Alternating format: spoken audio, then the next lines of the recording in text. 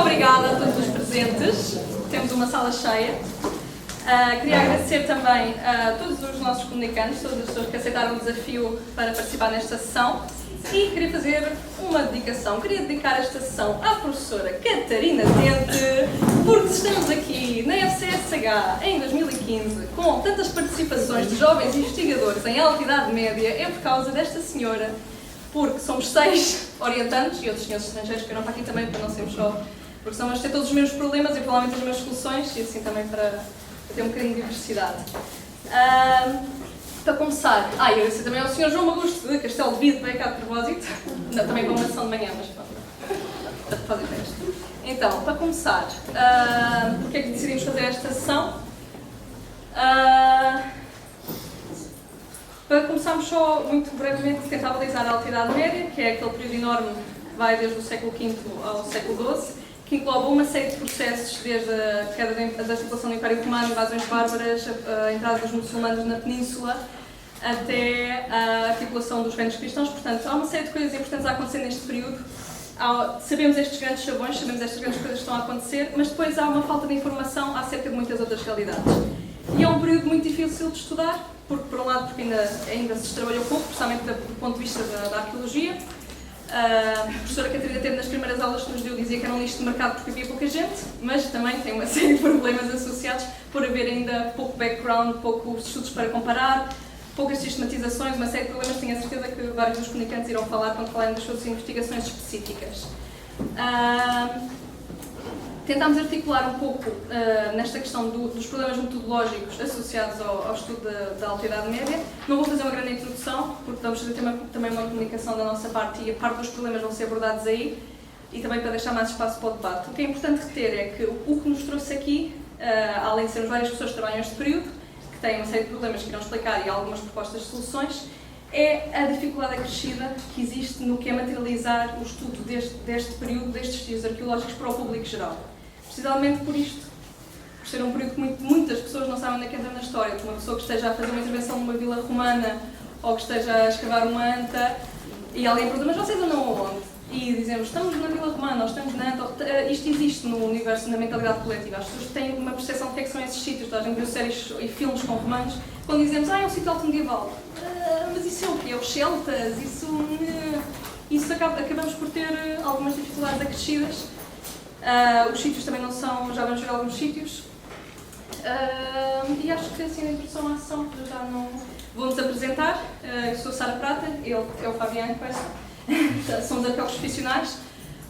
Eu estudei aqui na faculdade e agora estou a fazer o doutoramento na Universidade de Salamanca. O Fabiano também é doutorando na Universidade de Salamanca. Sou investigadora de estudos medievais, mas nós estamos aqui também como coordenadores de um projeto que é o PRAMCB, sobre o qual vamos fazer esta pequena apresentação, que é um projeto de investigação que incide sobre o território de Castelo de Vide. Eu acho que me vou sentar porque estou parcialmente obstruído. Não, a senhora da Câmara diz que não, portanto não. Então, para começar, em relação ao PRAMCB, é um projeto de investigação plurianual em arqueologia, dentro do que são os projetos, os PIPAs, associado a essa regulamentação. É um projeto que tem como Instituto de Acolhimento o IEM, o Instituto de Estudos Medievais aqui da Faculdade, e conta com o apoio da Câmara Municipal de Castelo de Vide. É um projeto de investigação que tem como única entidade de apoio, no sentido de apoio financeiro, a Câmara Municipal de Castelo de Vide, que o que nos dá basicamente é o apoio logístico para os trabalhos. E talvez um pouco por isso, também pelo que é a nossa, além da nossa importância enquanto arqueólogos, de pensarmos na divulgação, por ser um projeto muito local, que incide sobre uma zona muito relativamente pequena e por ter o apoio da Câmara, tem sido bastante importante para nós procurar esse retorno, o chamado retorno social imediato, as pessoas perceberem porque é que nós estamos lá, porque é que há um grupo de pessoas no verão aqui a fazer coisas. E tem sido um compromisso da nossa parte desde o início, pensamos nesse retorno e nesse contacto com a população. Para quem não sabe onde é que fica Castelo de Vide, provavelmente depois daqui à frente vai falar também mais um bocadinho sobre a questão da implantação. Eu vou só falar muito brevemente sobre o que é que são os sítios altomedievais no território de Castelo de Vide, porque a apresentação vai se focar mais na questão da divulgação, mas também para percebermos o que é que estamos aqui a trabalhar e para que é que isto serve. Porque Portanto, CIV é um projeto que é de metodologia arqueológica, que tem 4 pilares fundamentais: a prospecção arqueológica, a gestão de informação com sistema de informação geográfica, a escavação arqueológica e o estudo do componente artefactual. Os trabalhos com mais expressão, e que aqui vos vamos mostrar alguns, é precisamente a escavação arqueológica. Vou falar genericamente dos sítios mais importantes que intervencionamos até agora, onde fizemos as escavações em área. Este sítio, que é Tapado dos Gritos, foi intervencionado em 2014. É uma estrutura de granja com 2 compartimentos, é uma estrutura habitacional, mas com uma série de vestígios associados que nos permitem remeter para uma utilização, para uma prática económica associada à exploração agrícola, associada ao aproveitamento agrícola do território. O sítio do Junçal foi intervencionado este ano, no verão de 2015. Era um sítio que estava, tanto um como o outro, eram sítios que já se conheciam desde uma carta arqueológica que data de 1975, pela presença das esculturas escavadas na rocha, que é o vestígio arqueológico mais significativo ou mais representativo deste período, e o que nós fizemos foi intervir nas estruturas associadas. Nesta escavação, o que nós pudemos identificar foi uma estrutura de lagar. Eu não tenho nenhuma planta ainda, mas temos um peso lagar no meio da estrutura. Foi possível intervencionar a estrutura inteira e construir o mecanismo de prensa. Há uma coisa que eu peço desculpa, mas não referi na introdução, é que o porquê de Castelo de Vide e porquê Castelo de Vide foi um sítio importante para começar um estudo sobre o povoamento alto medieval. Por um lado, porque é um território bastante heterogéneo, com características interessantes do ponto de vista do análise do povoamento, também porque é um sítio que tem uma história de investigação em arqueologia desde 1981. Tem uma secção de arqueologia com técnicos dedicados à prática arqueológica, tem um inventário bastante completo feito, tinha uma carta arqueológica e tem uma série de vestígios deste período, uma série de sítios muito bem conservados. Como podem ver pela imagem, são sítios que se conservam muito bem, são sítios relativamente fáceis de se reconhecer em superfície, são sítios relativamente fáceis de intervencionar, mas depois tem uma série de outros problemas que já vamos ver mais à frente. A cultura material também é isto que se pode ver, só para ter uma ideia das peças que estamos aqui, que vamos falar mais à frente nesta questão. Não são peças espetaculares, os sítios não são estruturas espetaculares, não temos mosaicos, não temos muros, não temos 2 metros de paramento conservado, e a cultura material, vamos ser sinceros, é fraquinha, isto não é bonito, são peças feias. Portanto, a questão é tentar como é que passamos isto para o público geral, como é que fazemos com que estes sítios se tornem atrativos, como é que fazemos com que estes sítios ganhem leitura, porque, por exemplo, estamos a ajudar comunidades camponesas no território de Castelo de Vide. E as pessoas pensam, mas isso é na vila? Isso em que sítio da vila é que está? Não, é nas terras à volta, onde as pessoas têm o gado. Mas isso tem o quê lá? Tem ruínas de casas. Então aí aparecem tesouros. Aparecem umas coisas de cerâmica. Pronto. Mas essa é outra razão porque Castelo de Vide tem coisas boas para a Alta Idade Média, é porque os terrenos têm quase todos aproveitamento para pastoreio de gado bovino e os sítios estão mais ou menos bem conservados, há pouco remeximento do solo, que também é muito bom. Eu vou passar para o avião. Sorpresa, ahora en español. Tan. Bueno, para los que no conozcan Castell de Vide, ya se está dando a venir, porque Castell de Vide la verdad es que es una vila muy bonita, es una tierra muy bonita. 3 apuntes breves para entender un poco lo que es la fenomenología de Castell de Vide y ver cómo aplicamos la cuestión de la divulgación o de la difusión arqueológica, del conocimiento arqueológico a través en la población al menos. Es una vila que está a 20 kilómetros de la frontera con España, está muy cerquita, es un punto obligado de paso para la gente que quiera entrar o salir de Portugal atravesando por Cáceres, provincia de Cáceres en España. Y esa cercanía precisamente con la frontera, esa situación en el Alentejo, en una zona geográfica que es transición entre el espacio geográfico de la Beira y lo que es el Alentejo portugués, la hace muy llamativa, muy apelativa para lo que es pasar un fin de semana allí o ir a visitar lo que es el propio pueblo. Como digo, es un sitio idóneo para pasar el fin de semana, está apenas a 2 horas de Lisboa en coche, y luego tiene un casco histórico, lo que es un centro urbano relativamente bien conservado, con 2 focos, con 2 polos de atracción fundamentales, que son el burgo medieval, con el castillo, y lo que se ha interpretado como la sinagoga. Para que os hagáis una idea, la sinagoga en los meses de verano, en estos meses de verano, ha tenido más de 12.500 visitantes, en 3 meses y medio, casi 4 meses de verano. Pero esto es lo que está pasando en la villa, lo que hay alrededor es bastante disperso. Hay una serie de percursos, una serie de ruteros, de rutas de senderismo, por ejemplo, creadas desde la propia Cámara Municipal, desde el Ayuntamiento, en el que se integran algunos de los monumentos, algunos de los yacimientos arqueológicos alrededor de la villa, pero son fundamentalmente cosas modernas o las santas, los dólmenes que hay en las inmediaciones de la villa. Otro de las cuestiones importantes de la villa es que es un pueblo relativamente pequeño, tiene 3.500 habitantes, lo que es el concello. Un concello también en el norte del Alentejo, también relativamente pequeño, son 260 o 265 kilómetros cuadrados.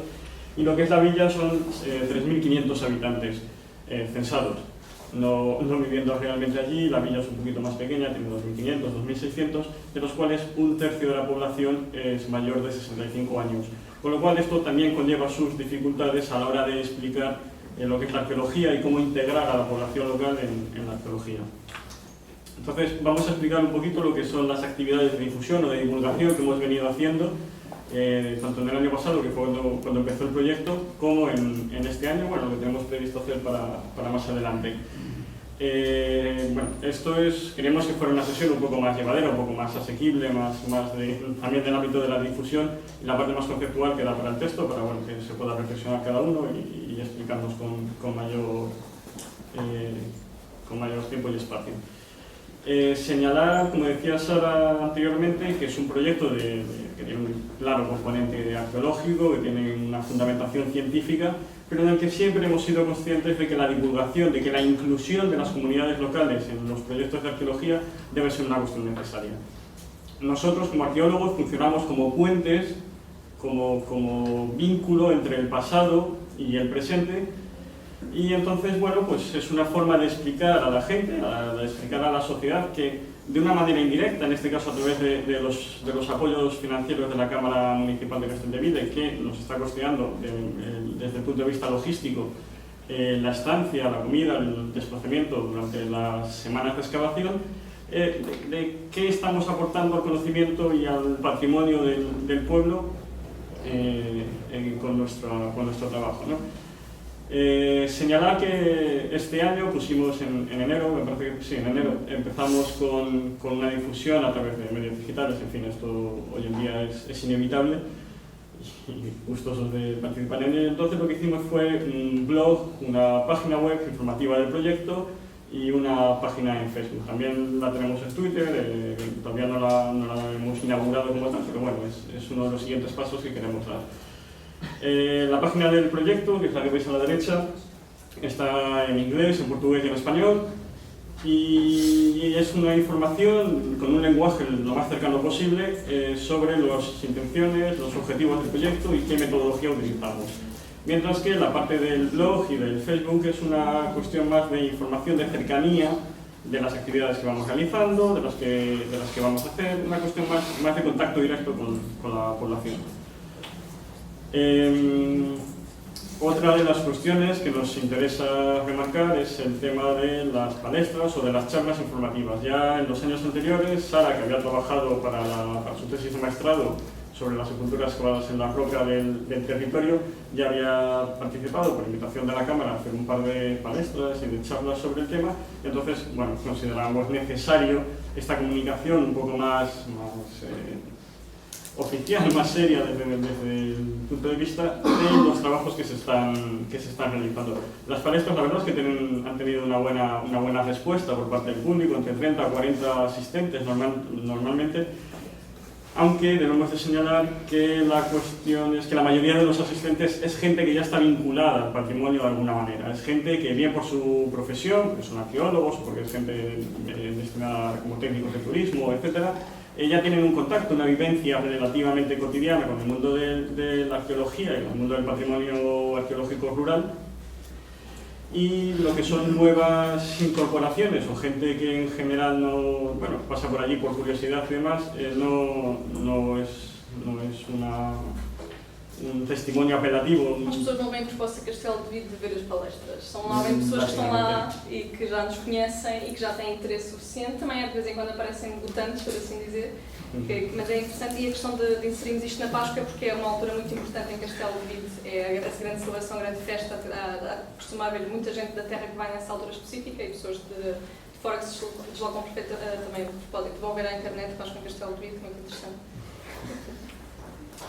Tanto el año pasado como este año lo que hemos hecho ha sido lanzar un programa de actividades a principio del verano para que estuviera claro dentro de la población lo que íbamos a hacer, ¿no? Las actividades tanto más científicas, más de nuestro trabajo, por así decir, como son los sondeos, como son las actividades de prospección, como son las propias excavaciones, como aquellas otras actividades vinculadas más al aspecto divulgativo o de difusión de la actividad arqueológica. Una cosa que conviene señalar es que, como decía Sara anteriormente, nosotros somos arqueólogos y trabajamos como tal y tenemos otras ocupaciones el resto del año, aparte de estar haciendo las tesis en Salamanca. Entonces, nuestro único espacio para poder estar y trabajar en Castelldevide son esos tres meses y medio de verano. Entonces, tenemos que conjugar lo que es dedicar el tiempo a las actividades científicas, porque a fin de cuentas esto se trata de llenar un vacío, una laguna de conocimiento, como es la Alta Edad Media en este territorio, pero también tiene una futurible consecuencia académica, que es la realización de la tesis doctoral por parte de Sara. Entonces tenemos que combinar esta parte académica científica con la parte de la divulgación. Y no siempre es sencillo, porque son muchas actividades al mismo tiempo: organizar la prospección, organizar la excavación, tratar de dar una palestra, organizar una exposición al final de la excavación. Entonces, bueno, pues no resulta sencillo. Aún así, es una cosa que hacemos porque nos sentimos obligados a ello, porque consideramos que tiene que ser parte de la actividad arqueológica, ¿no? Por ejemplo, una de las actividades que más éxito ha tenido es la participación en el Festival Andanzas, que imagino que todos conoceréis. Es un festival de música y de baile y de culturas que se celebra en el embalse de Nisa, el embalse de Fuego y Meadas, durante la primera semana de agosto. Entonces tiene una parte de componente cultural en el que pues, nos sentimos muy agradecidos de que nos invitaran tanto el año pasado como este año a dar una serie de charlas especialmente sobre el periodo alto medieval, aprovechando que, por ejemplo, en este caso está la necrópolis de la Boa Muerte junto al embalse. El año pasado también se hizo en esta necrópolis y en otra de sepulturas cavadas en la roca.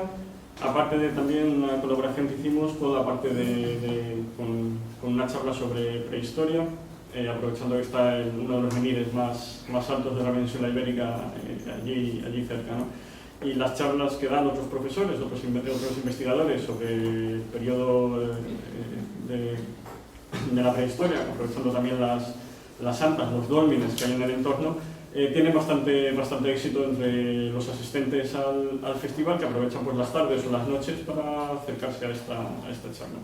Este año también hicimos o repartimos un pequeño díptico con información y tal, y la verdad es que la respuesta que obtenemos en este tipo de actividades es bastante positiva. As pessoas ficaram todas contentes por poder levar o panfleto. Foi super engraçado, mata de pessoas vestidas em modo hippie para ir para as suas danças de mudanças, a irem à visita e a fazerem montes de perguntas super interessadas, agradecerem-nos imenso sempre tido cuidado, e imprimimos uma página de um lado e do outro, não foi nada de especial. E são estas oportunidades de ter contato com as pessoas e poder dar visibilidade ao projeto e dizer Castelldevide não é só a vida, não é só o castelo, é isto também, é esta sepultura. E as pessoas dizem, eu tinha a minha tenda aqui perto, nunca pensei que houvesse aqui cemitério medieval.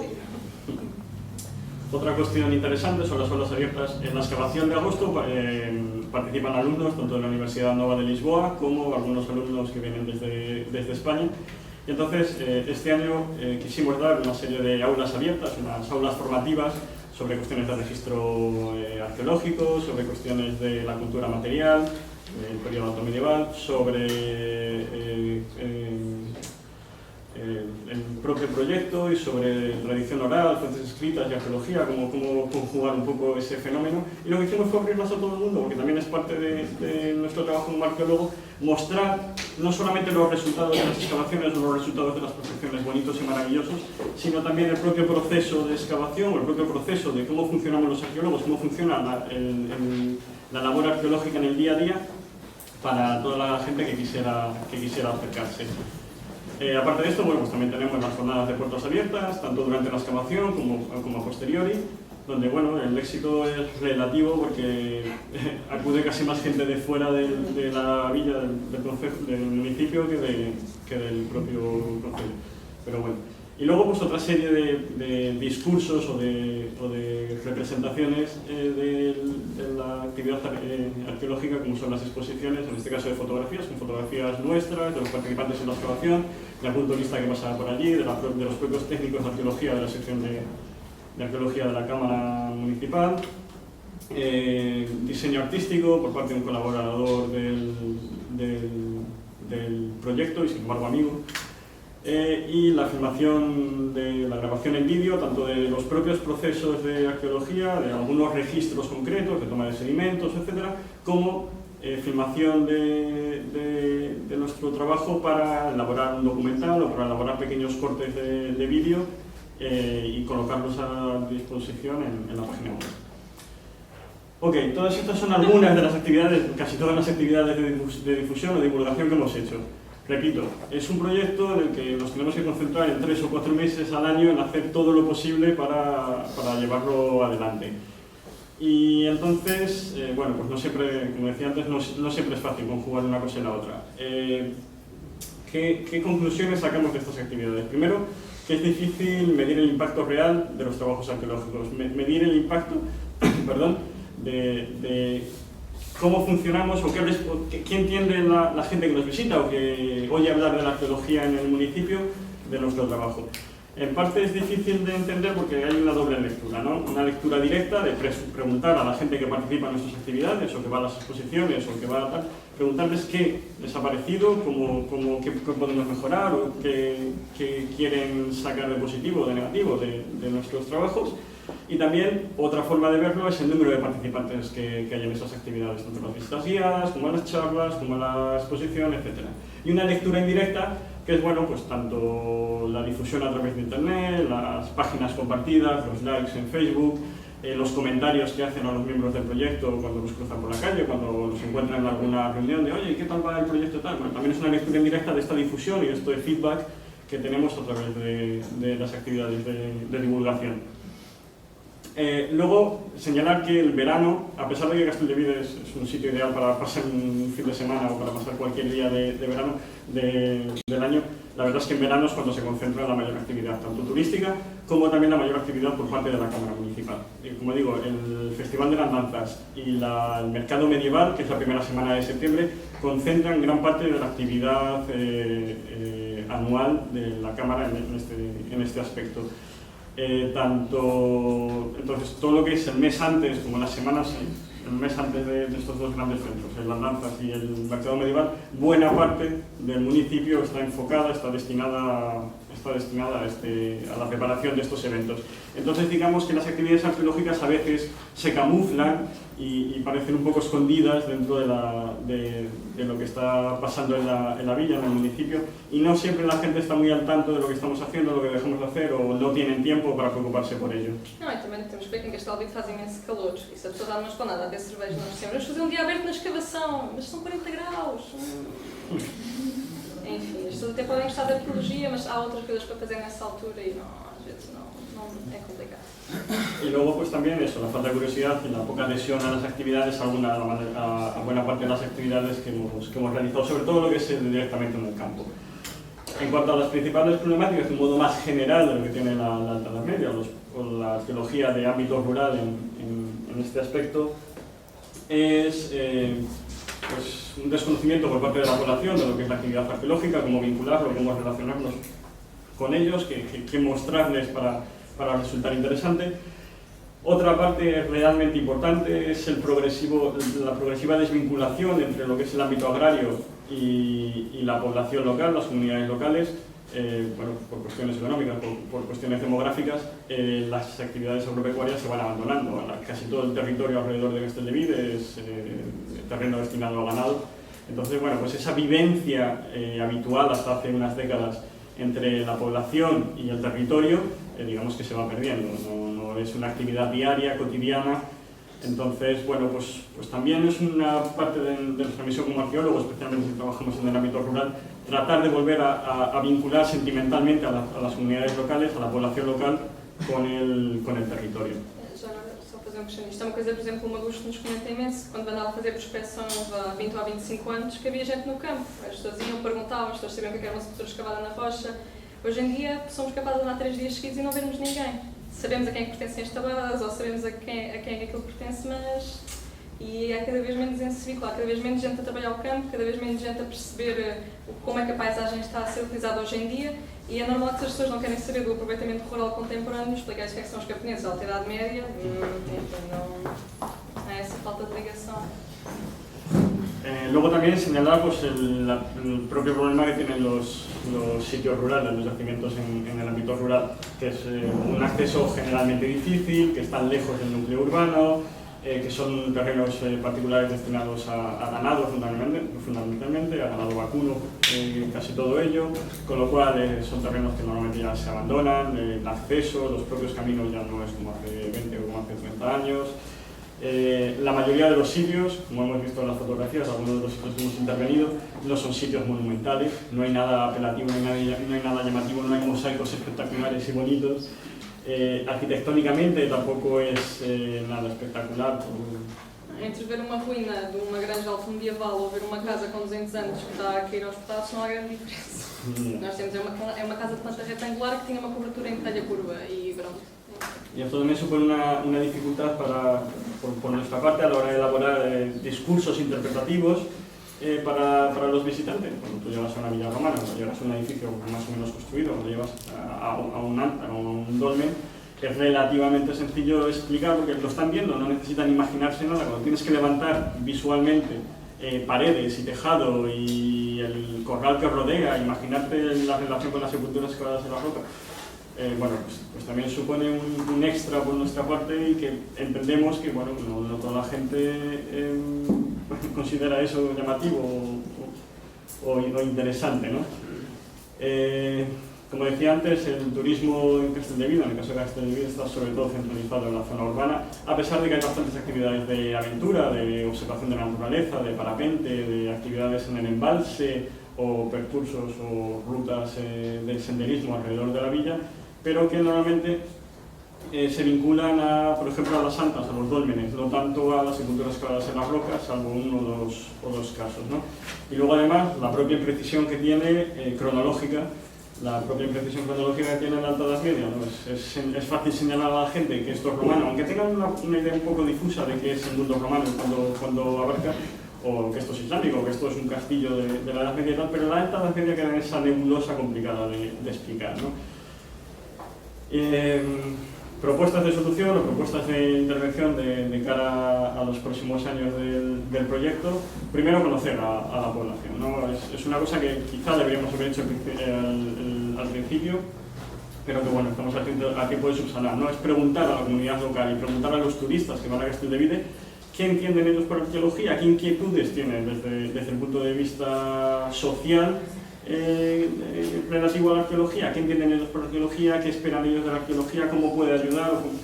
En fin, también nos interesa conocer eso porque nuestro discurso, nuestras propuestas interpretativas tienen que adaptarse a lo que entiende la gente por arqueología. Nosotros lo sabemos cómo funcionamos y una cosa es el discurso para el mundo académico y otra cosa es el discurso para las comunidades locales. Entonces siempre tenemos que estar a servicio de eso. E nós neste momento o que estamos a fazer é, temos arqueologia que está aqui a acontecer, temos um projeto, temos atividades que envolvem a população não se envolve. Mas será que a população se quer envolver? Será que estes modelos são apelativos para eles? E não temos a ter esse feedback. Estamos a ter uma posição muito arqueocentrista. Esta é a nossa arqueologia, tomem. Não querem a nossa arqueologia, não querem os nossos dias de portas abertas. Tenemos que cambiar, tenemos que buscar ese punto en común entre su visión y la nuestra para ofrecer y señalar cómo y tender a vincular sentimentalmente a las comunidades locales con su patrimonio. E daí o nome da comunicação, que é essa história também é minha, as pessoas perceberem que isto é o passado delas e o passado do território que elas habitam, porque eles perguntam muito, mas isso é dos mouros, não isso é dos romanos? E sempre que falam destes mouros e dos romanos, ou dos celtas, ou dos visigodos, são pessoas que andavam lá antes, não são os castelos videntes do século XXI, não há esta ligação deste passado, destas pessoas que estavam aqui antes e desta ocupação do território, com o que é hoje o século XXI em Castelo de Vigo ou em muitos outros sítios, e a tentarem encontrar maneiras de explicar, não, isto é o vosso passado também, isto é o passado das terras que os vossos avós não tinham as vacas, onde antes havia pessoas que também tinham animais, e a tentar encontrar formas de explorar isso, para que uma pessoa que veja uma cebola escavada na rocha depois vai dizer à secção de arqueologia, encontrei uma cebola escavada na rocha, não, perceber que isto é importante, para que é que estas coisas servem, para que é que são utilizadas, discursos é que nos permitem comentar. Y luego, ya para terminar, aparte de algunas de las propuestas que veis aquí, sobre todo nos interesa destacar dos. Una, la articulación de la arqueología de ámbito rural con actividades turísticas que ya están en marcha y que más o menos funcionan, como son esos rutas de senderismo, como son la observación de la naturaleza, aprovechando la presencia del Parque Natural de la Sierra de San Mamede y de una fauna y una flora bastante rica. y sobre todo la inclusión de actividades infantiles. La necesidad de que, las crianzas, de que los niños de Castelldevide, los jóvenes adolescentes de Castelldevide, sientan curiosidad por lo que es el patrimonio, por lo que están haciendo los arqueólogos, es garantizar, por una parte, que ellos el día de mañana, si hemos conseguido despertar esa curiosidad, nosotros o cualquiera de los arqueólogos que hace actividades en el territorio, el día de mañana sigan y mantengan esa curiosidad y mantengan ese gusto por ir a los sitios y por ir a los museos y por conocer y por leer y por buscar en internet. Y también es la forma de que ellos lleguen a casa y hablen con sus padres, hablen con otros amigos, hablen con los abuelos y les cuenten, pues hoy estuvimos en el campo viendo no sé qué, pues hoy vino una arqueóloga a clase y nos dijo cómo se excavaba y qué hacíamos no sé qué. Entonces yo creo que estos dos puntos, una, utilizar rutas y mecanismos ya creados del turismo en el municipio que funcionan, y otro, vincularlos a actividades de la población más joven. Primero por la parte formativa y por la parte atractiva que tiene la arqueología, y segundo por las repercusiones que eso tiene, tanto a nivel directo con sus padres, con sus familiares directos, aparte de por ellos mismos obviamente, como por ejemplo, como sobre todo por la evolución que va a tener esto en los próximos años en su formación como personas y como comunidad local, a fin de cuentas.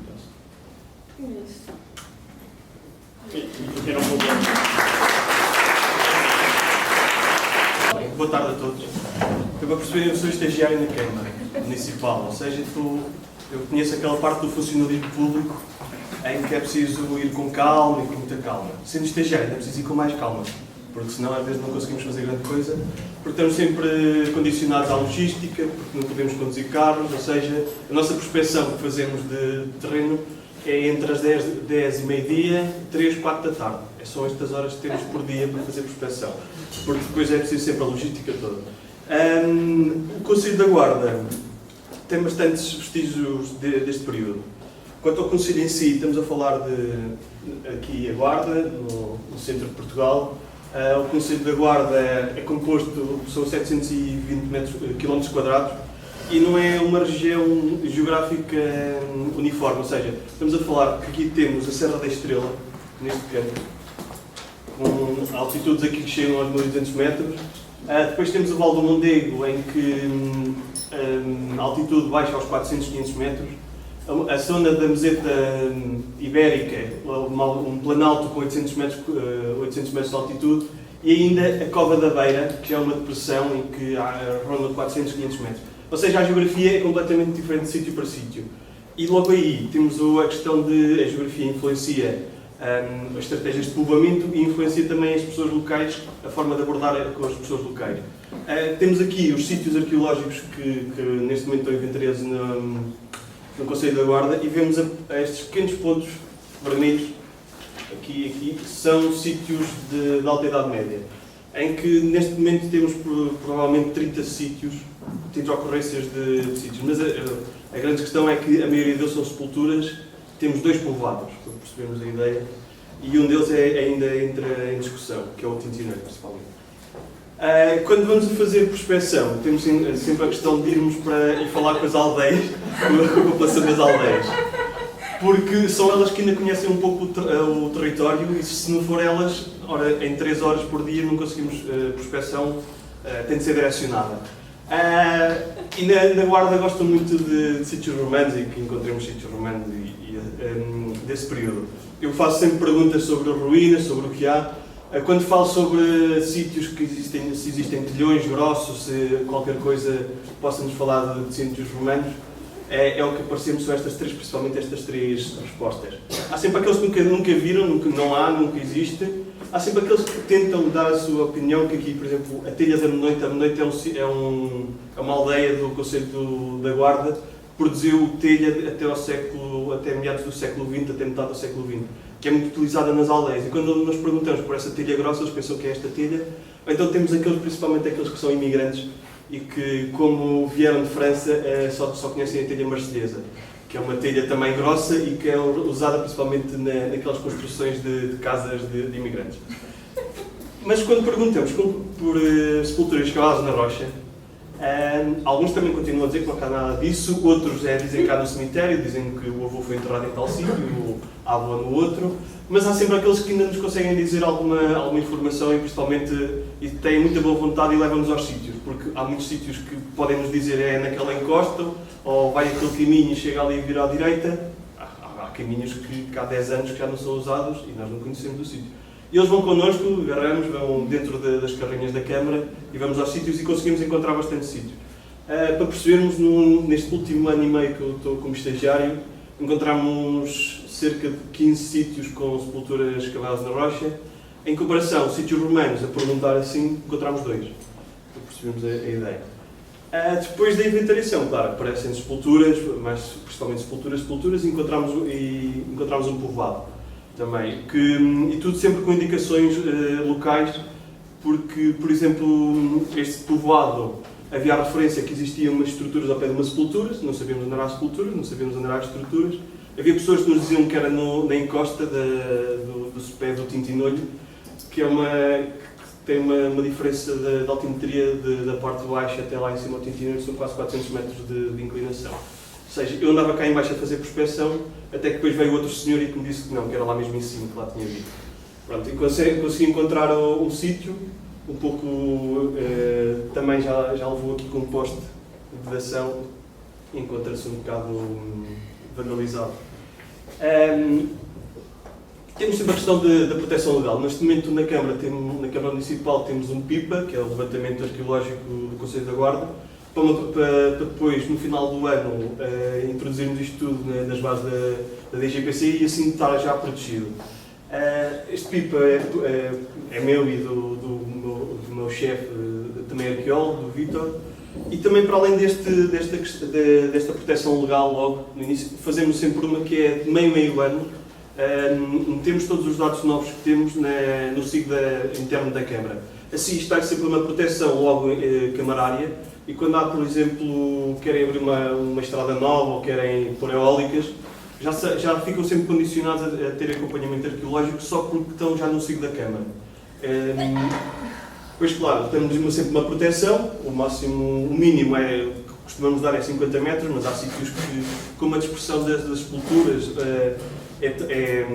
entre sepulturas a distância é já bastante grande, o que eu faço principalmente é dar-lhes já uma área de às vezes 200 metros. À volta e assim pelo menos preservar, porque muitas vezes nós sabemos das sepulturas, encontramos a sepultura, mas não temos vestígios dos habitats e ainda falta esta parte da investigação no Conselho da Guarda. Depois é preciso, claro, sempre a divulgação dos sítios. Claro que temos de divulgar sempre academicamente, o máximo possível, mas também temos de divulgar principalmente para as populações locais. E há várias formas de divulgar. Neste caso trago aqui um exemplo que é de uma caminhada que se fez ao Castro do Tintinolho, que se vê lá ao fundo, que se vê a sua imponente muralha deste lado, aqui, em que as pessoas, toda a gente conhece o Tintinolho, mas ninguém sabe o que é o Tintinolho na Guarda. Dizem que tem umas ocupações muito esquisitas, com ocupações desde a pré-história, mas a população não percebe a ideia o que é aquilo em si. Então, neste caso, esta caminhada foi feita por técnicas de turismo. As técnicas de turismo contaram aquela parte das histórias que existem, que ali encontravam-se mouros e que isto depois foi Fernando Magno passou por aqui e construiu o Tintinolho. Dá sempre esta questão das histórias que se contam. Mas depois a seguir eu fiz a parte de dar mais um conhecimento científico em que produzi textos para a técnica e ela depois no sítio explicou de forma melhor, uma vez que ela é técnica de relações públicas, então o melhor entendimento, mais fácil explicar às pessoas. E sempre a questão também é que temos de fazer sempre isto e não é só ir ao sítio, mas é passar por vários sítios e não falar só sobre uma época histórica. Porque sinceramente fazermos um roteiro turístico em que só são sepulturas, ou que só são lentas, uma pessoa farta-se ao final de 2 horas de tempo. Então é sempre conjugar com outros dados históricos, com outros sítios históricos. E depois também fazemos sempre, aqui devia ser histórias com H, visitas mais técnicas. E aí temos sempre de fazer uma adequação do nosso discurso ao grupo em si. Por exemplo, neste caso, no primeiro caso, nas duas fui eu que fiz as visitas, é o Germelo, que também é um sítio do século, tem a ocupação da Alta Idade Média, ainda não muito bem definida, não percebemos ainda muito bem, mas depois continua até ao século XVIII. E quando falo, eu começo sempre por falar a parte da Alta Idade Média e do Agimas, que encontrávamos um Agimas, e as pessoas ficavam sempre a olhar para mim, o que era um Agimas, eu tentava explicar o que era o Agimas, e às vezes ficavam a olhar para mim, como o Banco do Palácio. Então o que fiz foi basicamente agarrar no fragmento de Agimas que temos, montar aquilo numa prancha e mostrar um Agimas completo e a sua introdução dentro de uma igreja automedieval. O que eu faço, também temos sempre que ter atenção, como estávamos a fazer, os grupos, em que muitas vezes apanhamos desde miúdos de 6, 7 anos, fico todo contente, e que fazem muitas perguntas, mais que os adultos. Neste caso, estamos a falar que eram pessoas do lar sénior, em que a média de idade rondava aos 75 anos. Ou seja, temos sempre de mudar o discurso e de ser simples, não chegar aqui e dizer que isto é uma matriz de Harris e coisas assim desse género, e teorias pós-processualistas, mas adequar sempre o discurso. E também há outra questão que eu acho que para esta época é muito importante. Uma vez que muitas vezes não temos vestígios monumentais, principalmente comparado com o período romano, há sítios que são ocupados com cabanas e é material possível em que depois de escavarmos as pessoas a verem o sítio não percebem que existiu ali uma cabana. Então, eu acho que devíamos apostar muito na virtualização do património. Neste caso estou a falar do Tintinolho. Isto ainda são esboços que estamos a fazer das muralhas e depois das supostas casas que existem no seu interior. E a questão aqui também é outra, que é a virtualização do património. Não é preciso não precisamos ter grandes programas. O SketchUp é livre, é da Google e trabalha-se. Isto foi tudo feito em SketchUp e depois dá para fazer filmes, essas questões todas. Mas também não é preciso, não podemos deixar os designers sozinhos a fazer isto. Porque eu trabalho com 2 designers e eu a dizer-lhes que esta pedra nunca na vida é um granito amarelo. Na Guarda, nesta zona, não há granito amarelo, mas eles diziam que esta era mais bonita, ficava mais bonita. Isto não dá informação nenhuma real, dá para uma percepção da muralha, mas depois falta-lhe a parte científica. Nunca deixem designers sozinhos. E o que eu acho que isto é um ciclo que é preciso inventariar, proteger e divulgar, e isto é todo um ciclo que se vai perpetuando, porque o que eu dou conta é que muitas vezes, depois de divulgarmos, vêm pessoas ter connosco e dizer que na Terra há também sepulturas ou que há outros sítios que parecem arqueológicos, e isto está sempre uma roda e a intenção é sempre esta. E é tudo por agora. Obrigado. Bueno, en primer lugar quería agradecer a Fabián y a Sara que hayan aceptado esta comunicación bastante heterodoxa por lo que vais a ver, y también quería agradecer a la organización, sí, por favor, abrir la ventana porque es posible que muera. Quería agradecer a la organización, al comité organizador de la SGIA porque la verdad es bonito ver que este proyecto que nació ya hace 8 años pues sigue andando. Vale, lo que voy a tratar de hacer en el poco tiempo, si me paso mucho, me decís porque soy muy pesado, por favor, cortadme.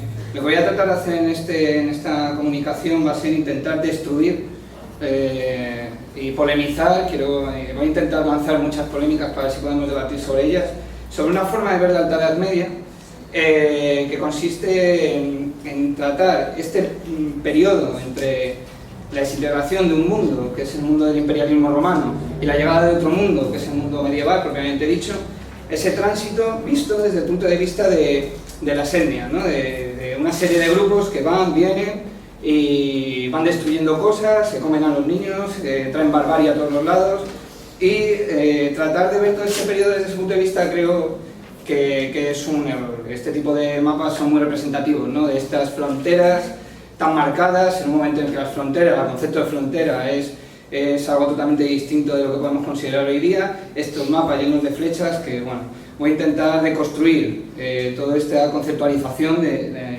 entender la Alta Edad Media, conceptualización que nace de esta forma de entender una serie de registros muy concretos. Voy a hablar sobre todo de la península ibérica, pero vamos, podemos extenderlo a Francia, Inglaterra, a todo lo que es Europa occidental, incluso a Europa oriental, una forma de entender un registro muy concreto de la materialidad arqueológica, que son este tipo de cementerios. Este, por ejemplo, es el cementerio de Duratón, que está en Segovia, en el cual aparecen una serie de objetos, como son estas figuras de arco, la figura quiniforme, o este broche que me llama muchísimo la atención cuando estoy buscando, porque no se ve muy bien, pero eso es una esvástica nazi, por lo tanto los visigodos parece que también eran nazis ya desde el siglo VII.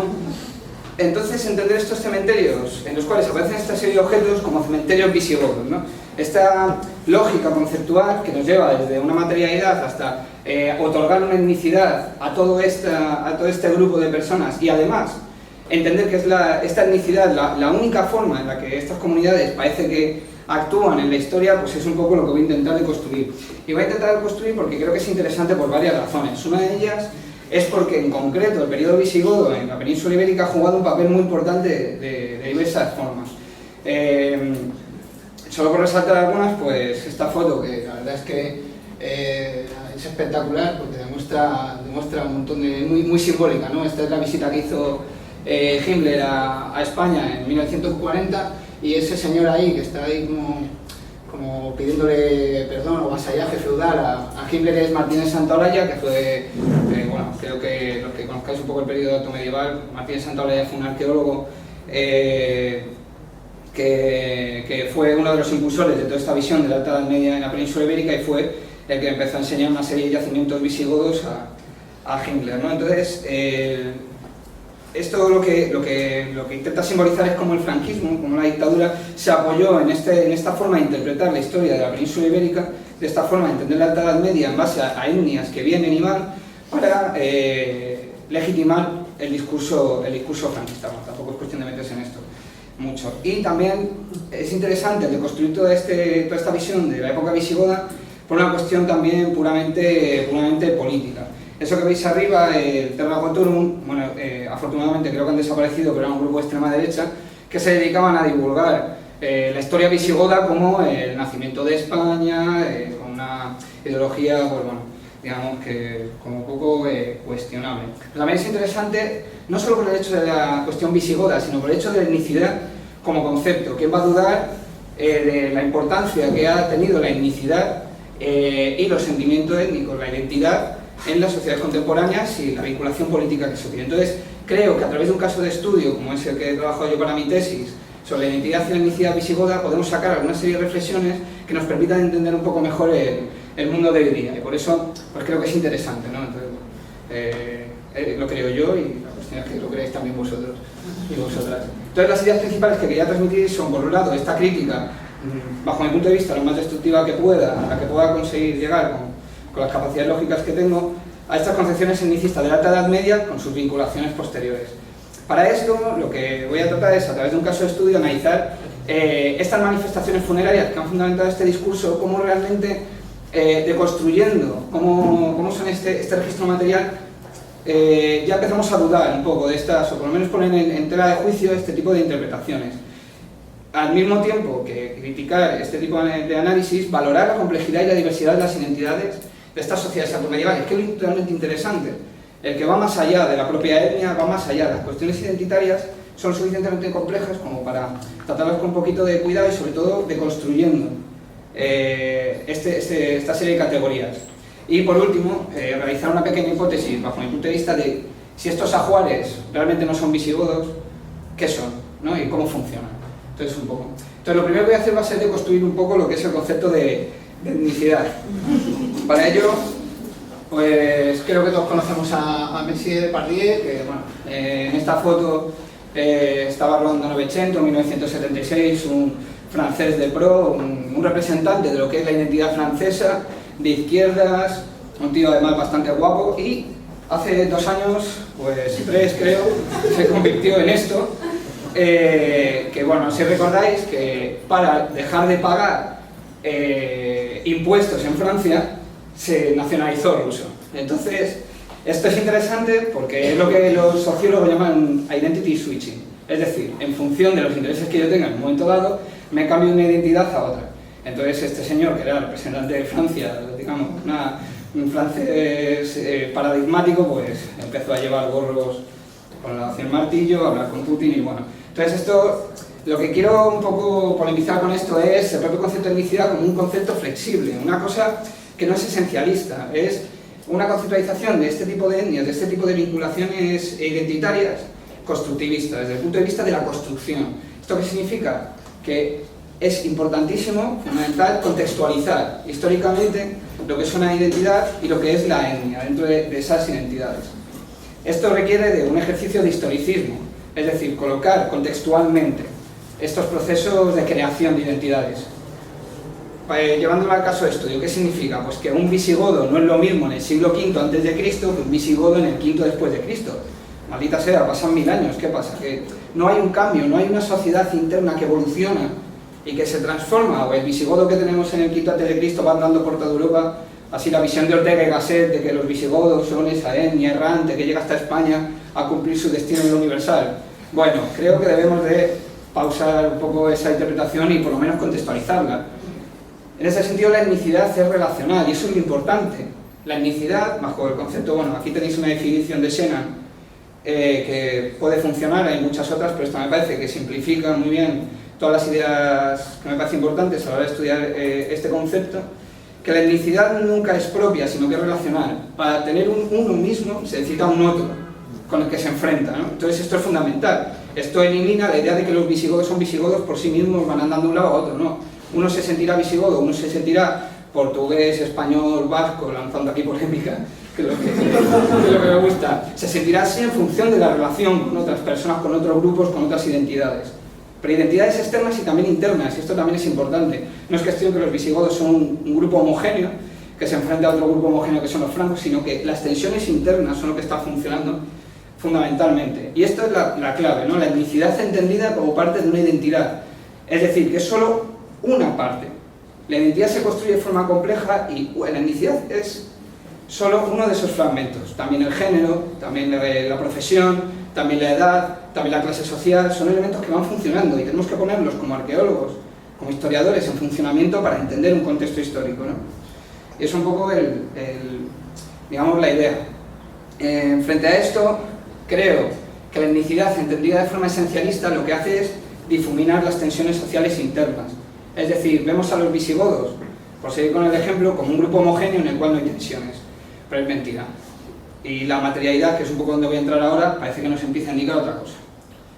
Esto es una recopilación un poco alegre de cementerios y de necrópolis que hay en el centro de la península ibérica, que es un poco el área de estudio que he trabajado para mi tesis. Más o menos hay como unas 50 necrópolis de muy diversas características, y esto es lo interesante. Duratón, que es el ejemplo que os puse antes, es solo un tipo de cementerio, pero si luego nos acercamos al registro vemos que hay muchas formas de entender el ritual funerario en estas sociedades. Aquí hago una tipología de cinco tipos de necrópolis distintas, de 5 formas de ritualizar ese momento tan traumático para una sociedad que es la muerte, y estos son los ejemplos. Tenemos lo que son los enterramientos en silo, que son muy particulares de esta época, que bueno, la interpretación que hace Alfonso Vigil Escalera es que posiblemente sean miembros excluidos del ritual normalizado de la comunidad y que por lo tanto los tiran al mismo nivel que tiran a un perro, con el que a veces aparece en el mismo contexto, o una vaca, y esa es la misma consideración social, ¿no?, que tiene. Entonces Alfonso Vigil Escalera, Pocho, interpreta que este tipo de individuos están excluidos, ¿no? Digamos que ella está jugando un poco con lo que es la dinámica social, la estructuración social de estas comunidades. Luego tenemos unos enterramientos que, bueno, se llaman enterramientos aislados, pero lo que parece ser son enterramientos de muy pocas sepulturas vinculadas con las unidades domésticas. La interpretación que se ha hecho sobre este tipo de enterramientos, que, bueno, hay muchas, pero vamos, la que yo más o menos sigo, es que están vinculadas a las unidades domésticas en un momento en que las comunidades locales, las aldeas y las granjas están lo suficientemente desarrolladas como para que la unidad doméstica forme la unidad básica de representación, de producción y de reproducción de estas comunidades. Entonces, es una forma de expresar la vinculación, ¿no? De, este es mi sitio, este es mi terreno, y me enfrento a la otra unidad doméstica que tiene su sitio, su terreno, y se entierran allí. Esto es las necrópolis, porque son varias de Tiermes, que lo que viene a representar un poco es los cementerios urbanos. Y es muy curioso, porque los cementerios urbanos de esta época precisamente son los que menos ajuares de tipo visigodo tienen. Donde supuestamente están los visigodos es donde menos hay. También es verdad que las publicaciones que hay sobre las ciudades de esta época, en este sentido, son un poco... hay que tomarlas con cuidado, que es posible que haya datos que todavía no tenemos, pero en general ciudades como Tierme, ciudades como Recópolis, en la cual no se ha reconocido todavía el cementerio, pero no se ha reconocido tampoco ningún ajuar de este tipo, o Mérida, son entornos en los cuales estos ajuares no parecen ser tan representativos, supuestamente donde están los visigodos, no esa es la idea. Luego también tenemos estas iglesias, que están en concreto San Juan de Baños, las llamadas iglesias visigodas, en las cuales los enterramientos pues también parecen funcionar de forma distinta, ¿no?, a esos cementerios visigodos. Y esto sería un representante de esos cementerios, que yo he denominado cementerios comunitarios, pero creo que es más interesante vincularlos con las dinámicas aldeanas que con estos visigodos. Con esto lo que quería era un poco dar unas pinceladas sobre la diversidad del ritual funerario, intentando minimizar lo que ha sido la base fundamental para montar toda la teoría étnica, ¿no?, sobre la Alta Edad Media. Digamos que se cogió en el fondo lo excepcional por lo general, y esto viene un poco a representarlo. En esta tabla lo que hay son una serie de necrópolis con las tumbas reconocidas, porque hay algunas necrópolis que, contar el número de tumbas sería imposible.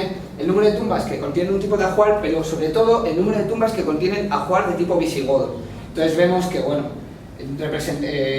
decir que el 8,7% de todos estos enterramientos identificados, que ni mucho menos son todos, son los representantes de todas estas comunidades y que funcionan de una forma homogénea, me parece un poco cuestionable, ¿no?, desde este punto de vista. Otro dato que se puede introducir en este debate es la longevidad de estas necrópolis. Cuando son necrópolis siempre se ha visto estas comunidades como errantes, como primitivas, como de paso, pero en cambio sus lugares de enterramiento lo que nos indican son comunidades estables que tienen una misma propiedad del territorio, una misma territorialidad durante un periodo muy largo de tiempo, y eso empieza también a cuestionar este tipo de visiones de los visigodos errantes, ¿no? Esta es la necrópolis de Espíritu de Velázquez, que fue publicada hace unos años, con todos los ajuares y tal, que fue excavada en los años 40, y un poco reconstruyendo la cronología, o haciendo una hipótesis de cronología, pues se llega a la conclusión de que hay por lo menos 3 fases que pueden ir desde el siglo V hasta el siglo VIII, son 3 siglos. Entonces, decir que una comunidad es algo inestable, que son primitivos, que son errantes, que son con una necrópolis funcionando durante 3 siglos, también creo que es cuestionable. Pero también lo que es importante, y esto creo que es fundamental, es el hecho de introducir las necrópolis y el ritual funerario dentro de dinámicas más amplias. Un poco lo que preguntaba esta mañana, lo que hay que ver no es tanto una materialidad particular, sino introducirla dentro de un contexto material y arqueológico. Este plano son las 26 aldeas y granjas que me han llevado por el camino de amargura durante 5 años de la tesis, y en ellas lo que vemos es otro tipo de materialidad, y ya no empezamos tanto a ver cuestiones de visigodos o no visigodos, sino otro tipo de cuestiones. Estos son 2 de los yacimientos, a lo mejor los más espectaculares. Este es la Mata de Palomar, que está en Segovia, y ese Canto Blanco, que está en León. Pero bueno, como estas hay muchísimas más. ¿Y qué tipo de materialidad tenemos aquí? Pues es materialidad de sociedades campesinas, básicamente. Lo que vemos aquí son sociedades campesinas que se representan mediante su arquitectura doméstica, como son las llamadas cabañas rehundidas, con los silos, con la cerámica. Todo esto lo que nos está hablando son de otro tipo de dinámicas, de otro tipo de sociedades, ¿no? de un tipo de sociedades menos entendidas desde el punto de vista de la representación étnica, sino desde el punto de vista de las sociedades campesinas locales, ¿no? Es un poco lo que yo hipotetizo. Y dentro de estas sociedades lo importante es entender que tienen una estructura social compleja, que no son homogéneos. Y dentro de ellos la identidad se construye de forma muy compleja. Muy compleja en cuanto que no solo funciona la identidad étnica, puede funcionar, sino también el género, también la profesión. Los profesionales dentro de esta... Bueno, los artesanos, también llaman a los profesionales, a lo mejor es un poco problemático. También otro tipo de identidades entran en juego, como son la antigua romanidad. Este cementerio es el de Ventosilla y Tejadilla, en el cual esta tumba, la cobertura es una estela romana reutilizada. Con lo cual ya empezamos a ver que no solo tenemos una forma de identificarnos en el ritual funerario, no solo tenemos una forma de expresar la identidad, sino que tenemos muchas. En concreto, señalo ahí a la mujer, porque a la medida que vamos avanzando en el tipo de estudios que realizamos sobre este tipo de cementerios, sobre este tipo de comunidades, vemos que la cosa se hace más compleja. Este es la aldea de Gózquez, que actualmente está bajo el Parque de la Warner, y en este es uno de los pocos ejemplos de aldea alto medieval excavada por entero. El análisis isotópico que se ha hecho sobre este cementerio lo que ha demostrado es una significativa correlación entre los valores de estroncio y el sexo, que viene a decir que los individuos que vienen de fuera de ese cementerio parece ser que mayoritariamente son mujeres. Entonces ya la hipótesis que se puede manejar por aquí es que este tipo de sociedades son patrilocales, es decir, que es la mujer la que se va moviendo por el territorio y es la que lleva su propia identidad. Y es que curiosamente los cementerios visigodos, los que tienen la materialidad visigoda, son las mujeres mayoritariamente. Entonces ya empezamos a entrar otro tipo de variables más complejas, es decir, si hipotetizamos que son las mujeres las que se mueven por el territorio, que van a otras aldeas a casarse, a reproducir, porque evidentemente creo que todos entendemos por lógica que una aldea por sí misma no puede sobrevivir, que sería muy endogámico y bueno, acabarían como la familia real en menos de 2 generaciones. Entonces, si tenemos que tener estos intercambios y son las mujeres las que se mueven, a lo mejor son ellas las que transportan también la identidad propia como una forma de reivindicar su propia identidad personal, ¿no? Entonces ya empezamos, ¿no?, a darle un poco más de vueltas. Y ahora para terminar, la hipótesis que yo manejo sobre este tipo de ajuares entonces es vincularlas con otra instancia extra local. Este tipo de ajuares los encontramos en las comunidades locales, en las aldeas. Pero si estudiamos y solo nos damos cuenta del tipo de cadenas operativas que siguen para construirse en relación, por ejemplo, a la cerámica, a la arquitectura doméstica, nos damos cuenta de que no tiene mucho sentido, no me parece muy lógico que se construyan en la aldea, que bueno, la gente que sigue los parámetros étnicos dicen que llevaban esto en vida. Esto pesa 10 kilos, yo no sé si van por la calle con este tipo de cosas o, como yo creo, si tienen sentido dentro del ritual funerario. En Francia han hecho una serie de estudios sobre los granates de algunos de estos broches merovingios y han descubierto que esos granates vienen de la India. Personalmente empiezo a dudar mucho que el campesino X de la aldea X de Francia tenga la capacidad, porque sí, de conseguir granates que están viniendo de la India. Se ha hecho el mismo tipo de estudios para las famosas coronas de Guarrasar y también se ha visto que tiene un largo recorrido, ¿no?, la cadena operativa. Entonces, lo que yo pienso que puede ser más interesante es explorar este tipo de ajuares vinculadas con un poder, una instancia superior, que en este caso sí es la monarquía visigoda.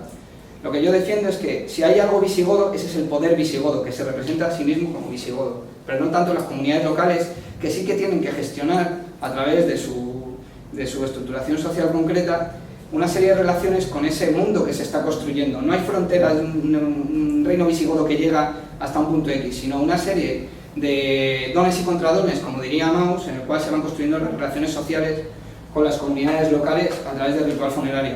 Entonces, en este caso Duratón, lo que se construye es, lo que se está viendo ahí son dos cosas. Por un lado, una estructuración social compleja y por otro, la estructuración del poder, de las relaciones de poder dentro de esas comunidades locales. Y esto yo creo que es inmensamente más interesante que esas idas y venidas de los visigodos errantes, ¿no? Entonces yo creo que la deconstrucción del concepto de etnicidad en la Alta Edad Media como caso de estudio también nos puede llevar a reflexionar cómo construimos étnicamente e identitariamente nuestras sociedades en el presente. Creo que me pasa a 4 pueblos. Obrigado.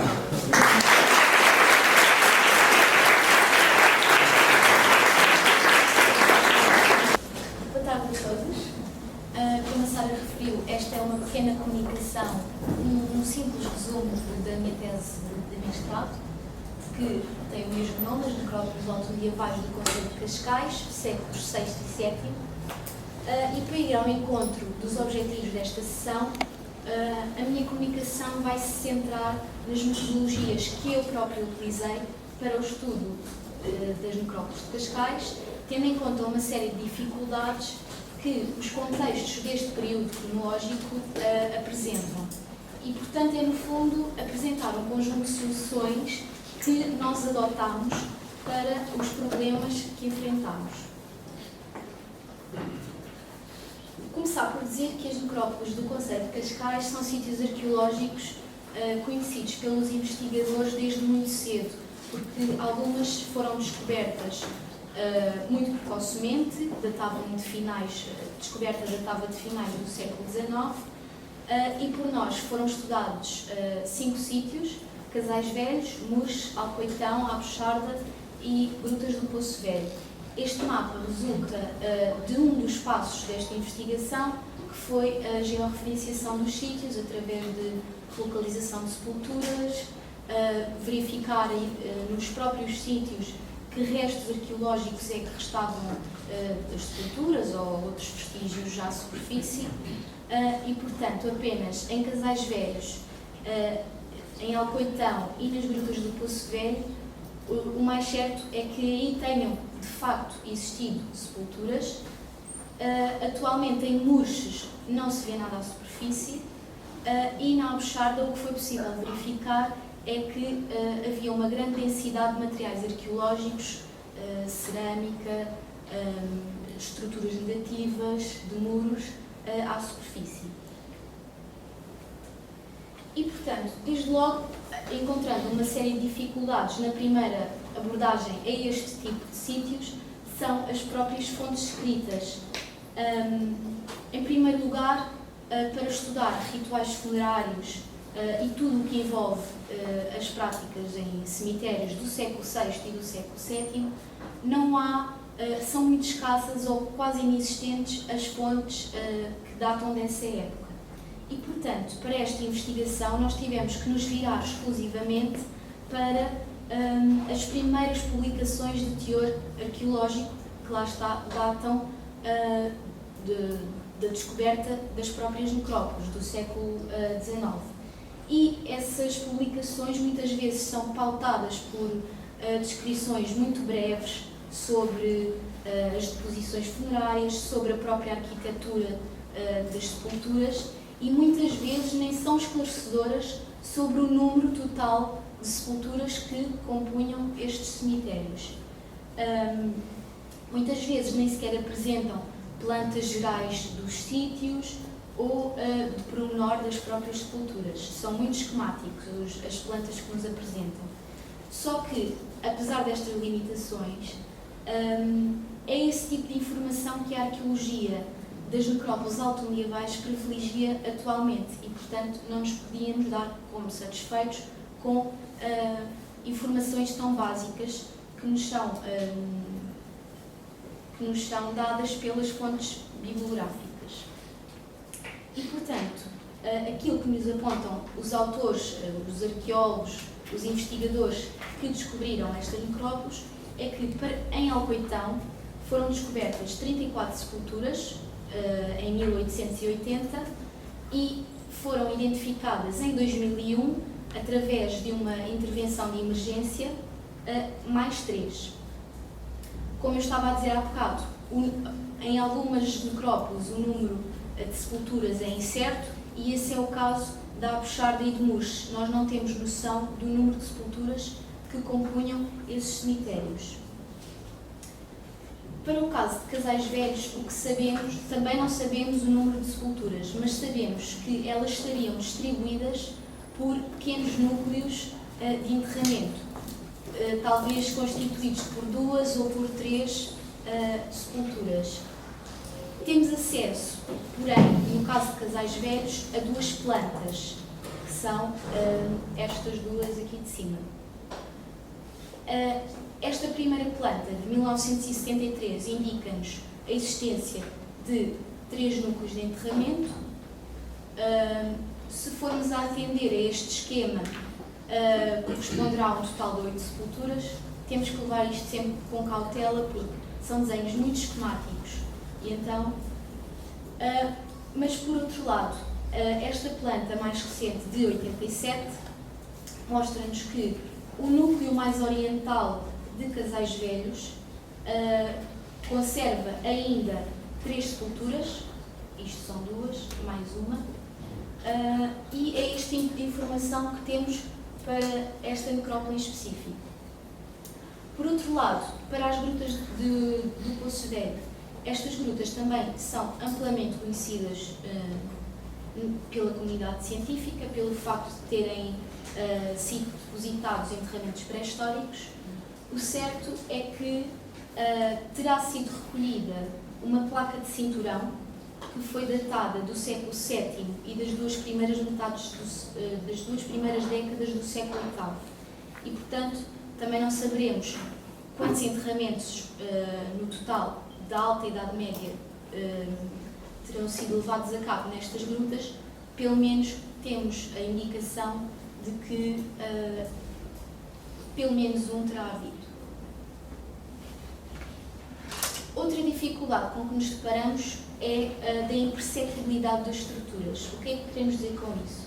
Conhecemos os contextos habitacionais da Alta Idade Média, são frequentemente construídos com materiais perecíveis, de difícil conservação, madeiras, entramados vegetais, e isto é também um pouco o que acontece com as sepulturas, no sentido em que arquitetonicamente podem passar despercebidas. Ou seja, temos sepulturas que são estruturadas por lajes de pedra, mas temos também sepulturas escavadas diretamente no solo que não têm qualquer elemento pétreo que as assinale no terreno e, portanto, podem passar despercebidas ao olho do arqueólogo mais experiente em prospecção. Então, para os séculos VI e VII em Cascais, temos maioritariamente as tais sepulturas de laje e as sepulturas em fossa. Atualmente não foram identificadas ainda sepulturas escavadas na rocha para este caso de estudo. E os sítios que conservam sepulturas in situ, como eu tinha dito anteriormente, foram Casais Velhos e Alcoitão. Tratam-se, em ambos os casos, de sepulturas de laje que, por terem um material de construção mais duradouro, que é a pedra, mais facilmente, por essa razão, se terão conservado. Mas consideramos também importante referir que algumas destas sepulturas podem ter reaproveitado materiais de construção de edifícios mais antigos, que se encontrariam já em ruína. No caso de Casais Velhos, até porque se encontra no exterior de um povoado fortificado romano. E, portanto, esta possibilidade é bastante forte. Além disso, também está muito presente na imediação destas sepulturas cerâmica de construção. Como pudemos verificar anteriormente através das plantas, que são muito esquemáticas e, portanto, temos que levá-las em consideração com cautela, entendemos que para o caso de Casais Velhos, que são as de cima, existem então pequenos núcleos de enterramento onde as sepulturas estariam orientadas todas sobre o mesmo eixo, este a oeste, e para o caso da necrópole de Alcoitão, que é a que temos em baixo, esta planta esquemática mostra-nos que há um planeamento mais discernido na disposição das sepulturas, uma vez que elas se encontram também orientadas sobre o mesmo eixo, mas dispostas em filas paralelas, criando eventualmente corredores de circulação entre elas. E queremos que este tipo de planeamento de Alcoitão é resultado de uma maior intervenção por parte de um grupo dominante, de uma identidade dominante, que se ocupava essencialmente de gerir os espaços funerários.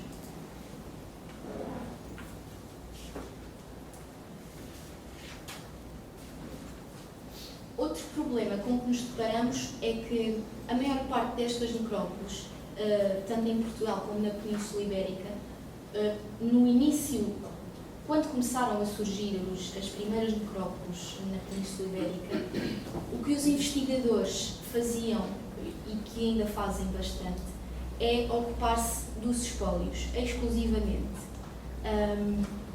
Só que nós olharmos simplesmente para os espólios sem atendermos às sepulturas, aos indivíduos que estão no interior das sepulturas, vai condicionar bastante a visão que nós temos sobre estes sítios.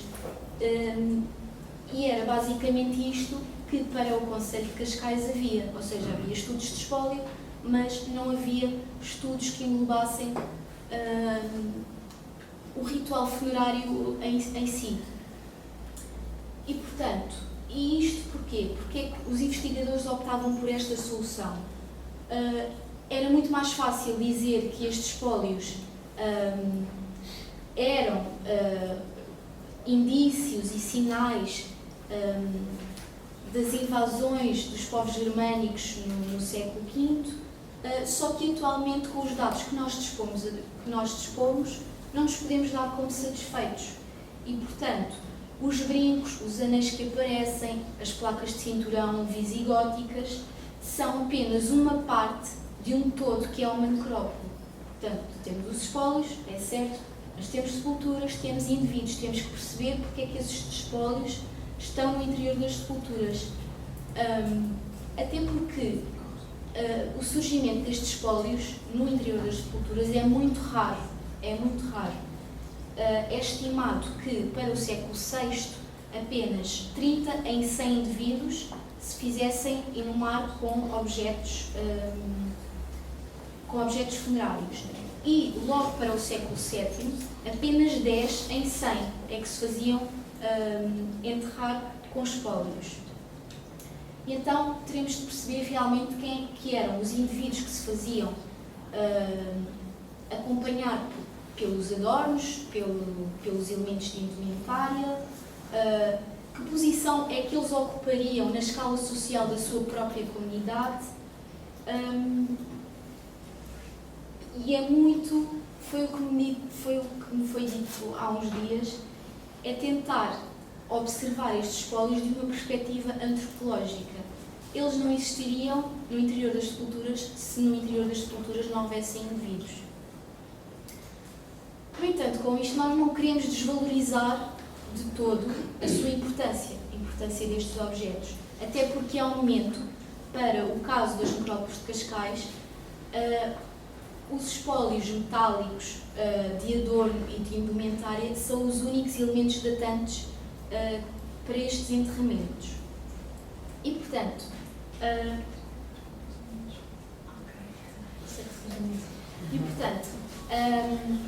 para as necrópoles de Cascais foram recolhidos 6 jarros cerâmicos. O conjunto apresenta uma grande uniformidade morfológica, são peças montadas a torno. Os bordes têm uma morfologia redonda, por vezes trilobada, têm corpos globulares ou piriformes e todos têm somente uma asa, alguns apresentando decoração no exterior.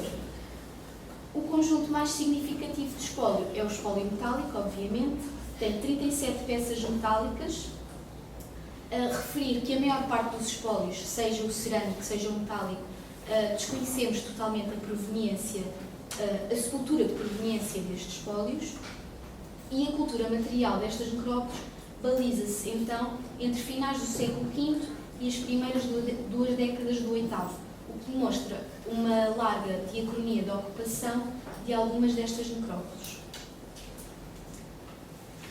Por fim, o último problema que nós apresentamos é então, se estamos a falar de indivíduos, a investigação sobre as necrópoles não pode ficar alheia a ciências complementares que melhor ajudam à sua compreensão, e é o caso da antropologia física, que, para este caso em específico, trouxe à luz uma série de informações que se encontravam em falta, porque tentámos tirar conclusões acerca dos rituais, da reutilização de sepulturas e de enterramentos diferenciados, quer por idade, quer por sexo. E, portanto, foi possível apurar um número mínimo de indivíduos de 125, verificando-se que a grande maioria dos indivíduos eram maturos e havendo uma maior frequência de homens do que mulheres. Portanto, também com este estudo antropológico tivemos a oportunidade de verificar que não existia uma intencionalidade em enterrar indivíduos por género ou por idade, ou seja, mulheres enterravam-se com homens, com crianças, e, portanto, só em Alcoitão é que foi possível apurar a existência de sepulturas exclusivamente infantis, 6 sepulturas, o que representa 19% do total daquele cemitério. 70% das sepulturas seriam reutilizadas e, portanto, também não colocamos a hipótese de a reutilização de sepulturas se dever a jazigos familiares, mas é uma sugestão um pouco mais sensível, uma vez que tem que ser comprovado por outras análises. Em jeito de conclusão, além das soluções metodológicas que nós podemos apresentar, pesquisa bibliográfica intensiva, análise de plantas, realização de prospecção intensiva, a inclusão da antropologia física, consideramos fundamental para afunilar as cronologias, para colmatar as limitações dos estudos dos espólios, a aplicação de métodos de datação absoluta, que estão essencialmente em falta neste estudo. Além disso, os projetos de investigação têm sido um crescendo, mas devem orientar-se para o estudo do povoamento de época visigoda, rural, povoamento rural, e que não sejam necessariamente fruto de intervenções de emergência, de escavações de emergência. Claro, a publicação e a apresentação dos resultados destes contextos e uma forma de formular também cenários interpretativos para a Idade Média portuguesa é o de despertar e integrar as próprias populações em ações de defesa do seu património, que é, no fundo, também o seu passado. E, além disso, que é, no fundo, a síntese desta comunicação toda, é a aplicação de metodologias interdisciplinares que propiciem novas leituras de velhas necrópolis.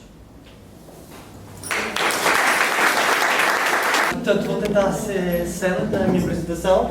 Como o título indica e como a Sara aqui já explicou, vou estar a falar um bocadinho sobre a cultura material de São Gentes e o espólio que foi recolhido nos últimos anos de escavação. Esse é um trabalho que ainda está a ser feito, está em processo. Ainda estamos estudando também a evolução de 2013, mas trazemos para hoje os resultados de 2011 e 2012. Apenas para terem uma ideia da localização, São Gentes o sítio fica a cerca de 2 km a norte da atual Saurico da Beira. Em termos de ocupação, a primeira ocupação que temos vestígios de uma ocupação pré-histórica, mas localizada mais próximo ao local medieval, temos uma ocupação romana, datada dos séculos I e IV depois de Cristo, que foi interpretada como uma quinta. Eu trouxe aqui uma pequena recriação do que seria essa quinta romana, sendo que ela localiza-se acima do vale em que está localizado o sítio medieval, e há aqui uma planta do sítio medieval. E a presença romana é importante porquê? Porque, por estar numa cota mais acima, com o passar do tempo, os materiais romanos rolaram e ficaram por cima da cota dos materiais medievais. Portanto, é um sítio interessante que apanhamos primeiro o romano e depois apanhamos o medieval por baixo. Essa é a planta do povoado. Como vocês podem ver, a castanho está todo o perímetro muralhado e a cor estão as várias partes que foram escavadas. Em 2011 e 2012, a área que foi escavada foi essa aqui que está em amarelo claro e vai ser o resultado dessa parte que irei trazer para hoje, sendo que a parte que está azul foi escavada mais cedo e que os materiais já foram publicados. Trago aqui algumas imagens para ajudarem a visualizar, quem não conhece o sítio, ajudar a visualizar do que se trata. Como podem ver, a potência estratigráfica realmente não é muito grande, principalmente se comparado com os sítios urbanos, como tratamos aqui nessa sala hoje de manhã. Temos também imagens do recinto muralhado, ou pelo menos parte do fundo de uma das cabanas que foram identificadas no setor que foi escavado em 2011 e 2012. Eu trouxe aqui os números gerais. Obviamente, por uma apresentação desse tipo, não valeria a pena trazer todos os detalhes, também seria muito maçante os números. Apenas para se ter uma ideia do total de fragmentos, são alguns fragmentos, porém, eles não se refletem na hora de definir o número de recipientes. Temos também aqui uma lista dos tipos de decoração. Como podem ver, eles não se decidiam, tinham gostos variados, e realçamos apenas as linhas incisas, que é onduladas, que é retas, que são as que mais aparecem. Mas a lista de decorações é imensa. Nós temos uma grande variedade, junções de vários tipos de decoração nas mesmas peças. Do total de fragmentos que foram recolhidos, apenas 16%, quase 17%, são decorados, com porcentagem relativamente pequena, e principalmente o que eu gostava de realçar é, dos mais de 7 mil fragmentos que foram recolhidos, para definir o número mínimo de recipientes, conseguimos apenas 33. A metodologia que nós utilizamos para definir esse número foi através dos bordes, e bordes que tivessem pelo menos 5 cm, e peças, obviamente, que dessem colagem, e a verdade é que foram muito poucas. Ou seja, a coleção estava altamente fragmentada, o que obviamente dificulta uma análise mais profunda das tipologias e interpretações mais profundas. Das peças de número mínimo de recipiente, temos aqui algumas das formas que mais aparecem e, claro, mais destacado temos o pote panela, claramente a forma mais comum que aparece. Também algum destaque aqui para os alvidares, e aqui temos alvidares com base em disco, que alguns alunos talvez estão a abanar a cabeça, já conhecem muito bem, e algumas outras formas secundárias que aparecem realmente muitos poucos indivíduos. Em termos de cozeduras, vemos também há uma grande variedade, principalmente redutoras e oxidantes, mas nota-se que não há uma grande especialidade, uma grande intencionalidade nesse tipo de cozeduras. Vemos também a concentração de ENPs, elementos não plásticos ou decorações, mesmo no número mínimo de recipientes, não revela uma grande intencionalidade. Ou seja, o que mais realça desses números é que nós temos uma grande variedade de peças, grande variedade de tipologias, provavelmente mãos diferentes aqui a produzir, e não há uniformidade em termos gerais da coleção. Tendo em conta o objetivo da sessão, trago então aqui algumas das características que acabam por ser problemáticas do estudo de materiais para esse período. Como disse, o mais importante aqui não era escrutinar o estudo em si dos materiais, era trabalhar as problemáticas que estão por trás de trabalhar uma coleção cerâmica na Alta Idade Média. Começando, claro, pela fragmentação das coleções. É claro, isso pode não se verificar em todos os sítios, mas foi claramente se verificou nesse sítio. Acaba por dificultar as interpretações que podemos tirar. Se não temos ideia, se as peças são muito pequenas e não temos ideia do tipo de peças que são, torna mais difícil tirar interpretações. É claro, também temos uma grande diversidade formal dentro das próprias tipologias. Nós consideramos, por exemplo, alguidares um tipo de peças, só que entre os vários alguidares que nós temos, não há dois iguais. Cada um deles tem ou uma decoração diferente, uma forma de bordo diferente. São bons desenhos, que são bastante variados, mas em termos de análise também não facilita muito. E vemos que a Alta Idade Média, nesse sentido, é muito diferente de outros períodos, como por exemplo a Idade Moderna ou a Época Romana, em que temos catálogos de peças e podemos pegar na ciselata e o catálogo encaixar naquela forma. Para a Alta Idade Média isso realmente é muito complicado de fazer-se. Falta de conjuntos estudados para a comparação é algo que todos que estudam um bocadinho mais a fundo a arqueologia verificam. Felizmente, nos últimos anos tem vindo a aumentar os estudos nessa área, mas continuam a ser muito poucos, o que também dificulta as comparações. Estamos a estudar uma coleção e não temos muitos sítios onde ir comparar, onde ir buscar fósseis diretores ou buscar outras peças para servir de comparação para as peças que temos. E a última questão é, as produções são realmente muito regionais.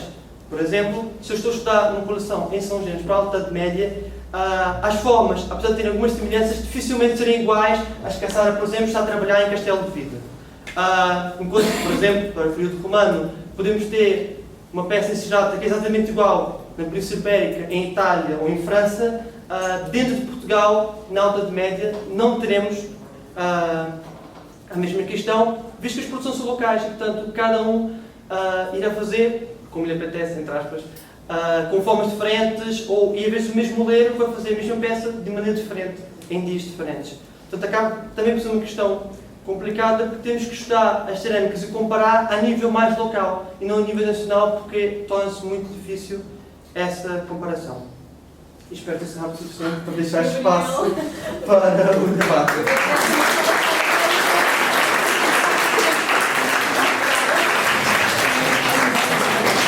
primero de todo quería agradecer a los ponentes. Todas las intervenciones han parecido interesantes. Yo creo que todos los temas, con los casos únicos y con las metodologías de estudio y con la problemática de la divulgación del patrimonio medieval, yo creo que ha resultado bastante atractivo para los aquí presentes. Esperamos que os haya gustado, pero sobre todo eso, agradecer a todos los ponentes el esfuerzo por preparar una ponencia y un tema atractivo para el público. Entonces yo creo que podemos empezar ya. Si envían alguna pregunta, pues yo creo que lo más fácil es seguir un orden lógico, el orden de exposición. Entonces, si ha habido alguna pregunta para la presentación de Sara y la mía sobre el tema de Castelldeville, sobre el plan. Ninguém tem perguntas para o programa. Nem as pessoas que vamos acabar este ano. Una cosa, perdón. Antes de las preguntas, señalar que también hay dos pósters que corresponden. Onde é que está a Beatriz Conte? Beatriz Conte, em pé, já. Beatriz Conte em pé. Aquela menina ali tem um póster na sessão. Podia ter sido uma comunicação, dava perfeitamente, mas pronto. Portanto, se virem o póster daquela menina sobre sepulturas escavadas na rocha, na região de Almeida, certo? Na região de Almeida, sim. Portanto, perguntem àquela menina ali, e há também um sobre o Prémio CB, por coincidência, vejam bem que esta menina, este menino aqui, aquilo ali, são todos investigadores auxiliares do Prémio CB e também dão no póster, né? Coincidências estranhas aqui na Universidade Médica de Portugal. Uma grande coincidência. Portanto, são dois pósteres e... Ok, ahora sí, si no hay preguntas para lo nuestro, ¿alguna pregunta para Tiago y el trabajo que está desarrollando en Guarda? No se va a ir de rositas. Yo sí tengo una pregunta y es precisamente enlazando con la preocupación que mostrábamos nosotros, con la que yo comentaba Silvia y tal. Quería preguntar si hay algún tipo de implicación entre la Cámara para integrar a las escuelas locales, a los colegios, a los institutos en actividades de divulgación del patrimonio arqueológico de Guarda o la región de Guarda, o si hay previsión por parte de la Cámara de hacer actividades com as escolas locais. O que fazemos sempre principalmente naqueles que é Jornadas Europeias do Património ou dia dos Monumentos e Sítios, há sempre uma atividade só para crianças. Tem a ver com a ATL ou já mesmo já mais jovens de 14, 15 anos e mesmo já com 18 anos. Há sempre uma preocupação de, pelo menos, fazer nesses eventos maiores uma abordagem específica só para eles. E depois também às vezes temos as próprias escolas que nos pedem algumas visitas guiadas aos sítios, ou seja, o que eles fazem é primeiro na escola apresentam um sítio, uma anta, uma necrópole, os necrópoles não, mas por exemplo o Tintinório, que é uma coisa monumental, apresentam, mostram aquilo e depois vai alguém com eles ao sítio para explicar de forma mais concisa a questão é sempre. Obrigado. No sé si hay alguna pregunta más. Por favor. Não querendo tomar muito tempo, só dizer que, bom, dar os parabéns à organização, não precisavam dedicar-me, é com orgulho que os vejo aqui a trabalhar e espero que pela sala tão cheia como está hoje, que possamos nos próximos anos continuar a desenvolver mais trabalho na Alta Idade Média, mas a pergunta não é uma pergunta no fundo, é dizer que do ponto de vista das comunidades de escola, resulta muito bem fazer nos cineteatros, pedir às várias escolas e fazer sessões com eles. Funciona magnificamente bem. Eu tive a experiência o ano passado com a senhora do Barrocal e apareceram 100 e tal crianças. Iam desde os 6 anos até aos 17, que já não eram exatamente crianças, já eram adolescentes. O que foi uma experiência muito estranha, porque tinham perguntas muito diferentes, mas devo-vos dizer que todo o debate foi muito maior do que qualquer exposição que eu possa ter feito, durou muito mais tempo e, portanto, isso é muito simples de fazer, as escolas normalmente aderem bem e é um primeiro ponto para criar, enfim, um ritmo junto dos jovens. É a pista que eu vos dou. Obrigada. ¿Algún comentario? La intervención de Tiago, del otro Tiago Pereira, sobre el patrimonio. Sobre el patrimonio de la Alqueva y los trabajos desarrollados. Yo sí tenía, bueno, Tomás Cordés. Tiago, disculpa que fale español porque mi portugués no es bom. Es muy malo. Entonces, disculpa, el patrón de ocupación que hay en el Guadiana, en la zona de Arqueva, a nivel altomedieval, es en relación con las antiguas villas romanas o es un patrón de ocupación que están haciendo nuevo, que no tiene nada que ver con los patrones de ocupación anteriores? ¿Puedo preguntar? É uma pergunta. A nível de povoamento, entre o povoamento romano e o povoamento medieval, não há ainda, os estudos não têm se debruçado muito acerca de transição, de povoamento entre o romano e o medieval. O que há é que uma parte, pelo menos uma grande parte, tem sítios romanos associados e aparecem sempre materiais romanos associados a uma ocupação altomedieval. Não necessariamente é encontrada a ocupação romana, mas subsistem esses materiais. Depois, a própria região. A própria região não é, totalmente, apesar de ser um grande planalto, a nível norte de Beja, o padrão já é completamente diferente. E, portanto, a nível de povoamento romano e medieval, algumas coisas que são, em algumas zonas pode bater totalmente certo, mas na sua maioria parece que corresponder a diferentes formas de povoamento. Mas ainda é algo que ainda não foi aprofundado, não foi sistematicamente analisado. Foi aquilo que eu disse, por enquanto são apenas pontos no mapa, são identificações de sítios romanos, sítios medievais, não há ainda uma visão global acerca da forma como é que houve mutação do povoamento entre o romano e o medieval. Mas há claramente, começa-se a distinguir que a nível de povoamento altomedieval a forma de o ocupar, a forma de o transformar é distinto do romano, nesta zona específica. Y la cerámica que tú mostrabas tiene un nivel de estandarización Sim. absolutamente diferente a la que estaba presentando Gabriel, ¿no? O sea, Completamente distinto. É uma zona que a nível de cultura material é distinta. Todo o Baixo Alentejo, mesmo na zona da Saara, é semelhante ao nível de cultura material do Alto Alentejo, bastante semelhante, mas para realidades mais a norte já há uma distinção completamente diferente. Eu também tenho trabalhei em São Gens há vários anos e nota-se uma distinção a todos os níveis na própria cultura.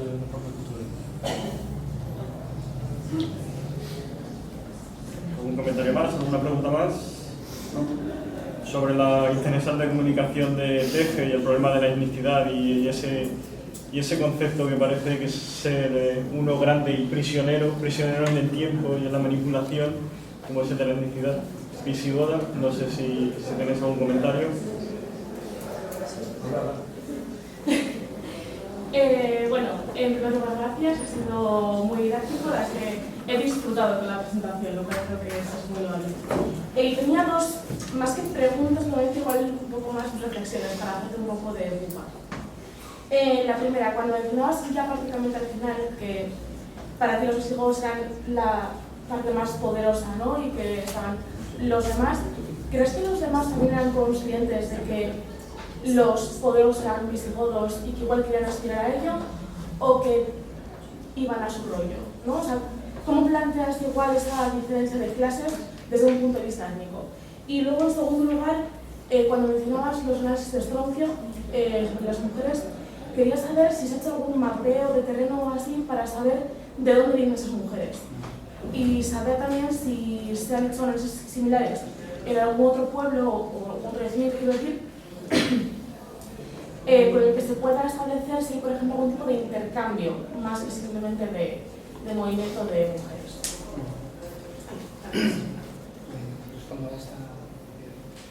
Vale, con respecto a la primera pregunta, yo lo que planteo es que, en primer lugar, la etnicidad o la concepción étnica que pueden tener estas comunidades rurales hay que ponerla en relación con muchos otros factores de complejidad. Entonces, la pregunta que tú planteas, desde ese punto de vista de la complejidad, lo que yo planteo es que estas comunidades se relacionan de una manera a través de estos objetos con esos poderes, con esas instancias exteriores. Entonces, ante tu pregunta, la respuesta es: son estos objetos precisamente los que nos marcan esa relación con esos poderes externos y los que marcan también las diferencias sociales internas. Entonces son estos propios objetos. Más allá de eso, también es verdad que el concepto de identidad y etnicidad aplicada a la arqueología también tiene sus problemáticas, porque no tenemos la materialidades que nos vinculen de esta manera tan directa, evidentemente. Pero la interpretación que yo planteo es esa, que estos objetos son precisamente los marcadores que nos dicen que la etnicidad para estas comunidades rurales, en primer lugar, se vincula con otras instancias de identidad, como puede ser en este caso la de género, que creo que es relativamente importante, pero también la estructura social interna, y segundo, esa vinculación con algo externo, mediante estos objetos. Ante la segunda pregunta, la respuesta corta es no. La respuesta más larga es que hasta donde se ha podido... Bueno, este estudio es de Maite Iris García, que es una compañera de la Universidad del País Vasco, que es un estudio todavía está un poco en construcción, pero hasta donde ha podido llegar no se ha podido valorar cuál es la procedencia, más allá de valorar que algunas de estas mujeres vienen de la costa. Eso sí. Entonces ya nos vincula también a una cuestión muy interesante, que son los recorridos de larga distancia de estas comunidades, que no son comunidades que tengan una territorialidad limitada, sino que Gózquez está en Madrid, o sea, hasta la costa queda un ratillo, vaya norte, sur, este, oeste. Entonces nos vincula con estos recorridos de estas comunidades, y parece que es lo interesante. Pero no podría especificar, decir, vienen del centro de Alemania, que es lo que le gustaría a mucha gente, pero bueno, no dudo que podamos llegar a ese punto, hasta donde yo entiendo que los análisis isotópicos nos pueden decir en este tipo de comunidades. Luego, para cerrar ya la sesión, porque es verdad que nos hemos pasado un poquillo, la pregunta viene al compañero, y luego cualquier otro tipo de pregunta, cuestión, comentario, lo que sea, o lo hacemos en la hora del café, que yo creo que es un buen momento, o incluso después de la cena, en la hora de la cerveza, que también es muy interesante. Así que, por favor. Nada, mío, sin más, es un comentario. Tengo entendido, corregidme si me equivoco, que no sé si en el yacimiento de Gózquez, pero en el Soto se identificaron unas fosas con nichos laterales en los que se identificaron enterramientos musulmanes y judíos también. O sea que, si a llamar necrópolis visigodas, no solo sería un error de valoración, por tanto, sino también que está minusvalorando el propio registro arqueológico. Más. No sé si te constaba eso. Sí, no, bueno, el estudio ese lo presentó Alfonso también, mi director de tesis. Entonces, lo que él propone es que muchas de estas necrópolis también lo que están reflejando son identidades religiosas, que es otra variable a añadir a toda esta complejidad de la identidad, que es la cuestión religiosa en esta época. Así que sí, yo creo que además tu comentario lo que viene es añadir más a todo esto. Una cosilla, la última, la de Tomás, que ya estaba... ¿Puedo esperar a la cerveza? O sea, que no tengo problema. Pregunta. Yo para ti, Carlos, a mí es que me sorprende mucho el tema de la etnicidad, que se siga insistiendo en un tema como la etnicidad, sobre todo cuando está tan ligado a los trabajos a aquella arqueología que se hacía en los años 30 de influencia alemana, cuando venían Hitler y la sociedad secreta Thule a buscar los cráneos visigodos y la Atlántida en Canarias. Entonces, no, ¿verdad? Trabajaban en Canarias. Entonces, sobre todo cuando ni siquiera sabemos los pueblos que están entrando en la península a partir del siglo V. O sea, sabemos vándalos antiguos, vándalos ilingos, que ya me das a mí cómo se identifica esa gente al registro arqueológico, y solamente son unos pueblos que aparecen mencionados, que no son todos. Sobre todo cuando esos pueblos, entre comillas siempre todos, en movimiento, que se están moviendo desde el Danubio y llegan a la península, son amalgamas de gente que no solamente son visigodos de etnia, por llamarlos de alguna manera, sino que también van romanos, que van esclavos, que van gente que se van iniciando. Con lo cual, el concepto de entidad o de etnicidad tenemos que tomarlo como una cosa tal vez demasiado compleja o tal vez demasiado plural como para poder identificar. Entonces, sobre todo, y después otra cosa que tú hablas, cuando hablas, estaba viendo la lista que mencionas de necrópolis, son necrópolis que están excavadas, cuando están excavadas, muchísimos años, sin ningún tipo de registro estratigráfico, y algunas incluso de dudosa investigación científica, especialmente las hechas por Santa Olaya. Entonces, claro, Si yo me voy, por ejemplo, a la zona de Mérida, que es la zona que mejor conozco, yo no puedo hablar de visigodos. Yo tengo unos visigodos en las fuentes que aparecen para allí unos señores que dicen que son visigodos, pero no hay un registro material, porque es que ni siquiera tenemos un registro material visigodo. Le hace la problemática que hay en el sur de Francia, ¿no? Incluso con las famosas tumbas merovingias, los merovingios son visigodos, etcétera, etcétera. Entonces, claro, cuando tú hablas de etnicidad y de etnia, y ya empezamos a sacar conclusiones de movilidad, o incluso de relaciones con un Estado o un poder, chuta, son cosas que ya van en base a tú estás construyendo sobre una base que tiene, en fin, punto de vista, ¿no? Yo creo que tiene muchos puntos de agua por muchos sitios, ¿no? Incluso volver a un debate que parecía que estaba votado y que costó mucho a la arqueología española y la arqueología portuguesa superar, que fue el debate de estamos buscando votos. Respondo rápidamente porque esto merece 3 cervezas, por lo menos, ¿sabes? El primer punto es que no estoy tan de acuerdo en eso de que hay que olvidar este debate que fue muy importante en los años 30-40 con estas etnias, cuando yo considero que este discurso es más hegemónico de lo que pensamos. Y bueno, no voy a hacer una deconstrucción de la historiografía actual de la península ibérica, pero vamos, hay muchos autores aquí, en Italia, en Francia, que es donde más manejo la historiografía, que estos conceptos son casi sagrados para la interpretación de esta época, que es lo que yo considero que hay que ir construyendo. En segundo lugar, es que precisamente es eso, obviar estos, no obviarlos, pero no incidir en ellos. No es cuestión de encontrar una arqueología de los godos porque hemos reconocido que esta materialidad, no, al contrario. O sea, es obviar todo eso y complejizar el estudio de estos materiales como algo que no es étnico. Es precisamente eso, no es cuestión, como plantearlos en los ideos de la etnogénesis y tal, buscar materiales que sí sean seguros, como hacer, por ejemplo, la última excavación de Mérida, Blanes, el cementerio Suevo. Es que creo que precisamente eso es donde no hay que llegar, o sea, ¿no? Vamos a contextualizarlo desde otros parámetros. Vale, es que es muy largo, prefiero hablar contigo.